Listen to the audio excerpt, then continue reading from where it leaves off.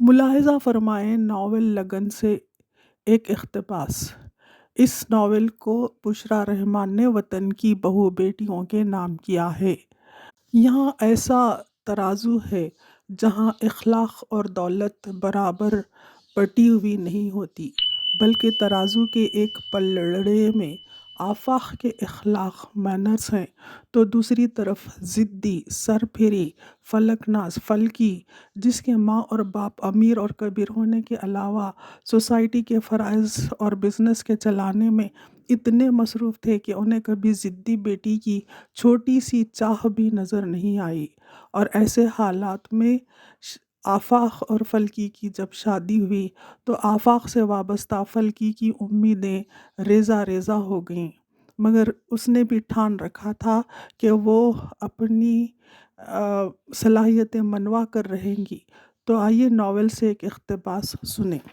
ایسے وقت جب فلکی کو گھر کے کھانے پکانے سے لے کر باہر لان کی گھاس کاٹنے تک سارے کام آ چکے تھے، اچانک آفاق نے گھر کی ہر ضرورت کے لیے نوکر رکھ دیے۔ اب اسے کام کرنے کی عادت پڑ گئی تھی، پھر اسے محسوس ہوا کہ اسے کسی کا کیا ہوا کام پسند نہیں آتا۔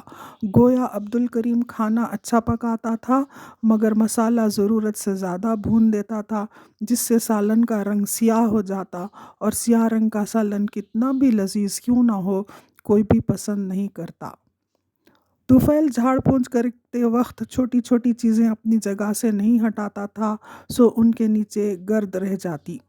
سلیمہ غسل خانوں کو شیشے کی طرح نہیں چمکاتی تھی، دیواروں پر اور ٹائلوں پر پانی کے قطرے ویسے ہی کی رہ جاتے۔ بستر کی چادریں بھی ٹھیک نہیں ہوتی تھیں۔ آفاق کے جوتے صاف ہوتے تھے مگر ان کی پالش میں وہ چمک نہ تھی۔ ویسے تو ہر کام ہونے لگا تھا مگر کسی کام میں اسے سلیقہ نظر نہ آتا۔ اب شاید اسے نظر مل گئی تھی۔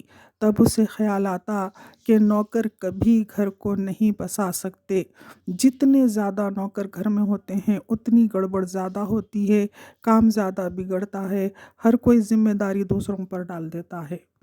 نوکروں کے ساتھ مل کر کام کرنے میں کوئی حرج نہیں، جسم بھی چست رہتا ہے اور وقت بھی کٹ جاتا ہے، پھر نوکر بھی ٹھیک طرح سے کام کرتے ہیں۔ ایک اور تبدیلی بھی اس میں آ گئی تھی، وہ نہیں چاہتی تھی کہ آفاق کا کام کوئی اور کرے، آفاق کا ہر کام وہ خود اپنے ہاتھ سے کرنا چاہتی تھی۔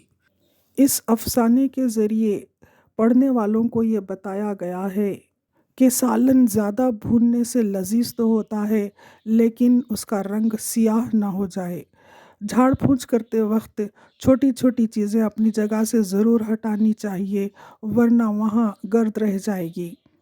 غسل خانوں کو شیشے کی طرح اگر نہ چمکا سکے بھی تو دیواروں اور ٹائلوں پر قطرے نہ رہیں، اور بستر کی چادریں بھی ٹھیک ہونی چاہیے۔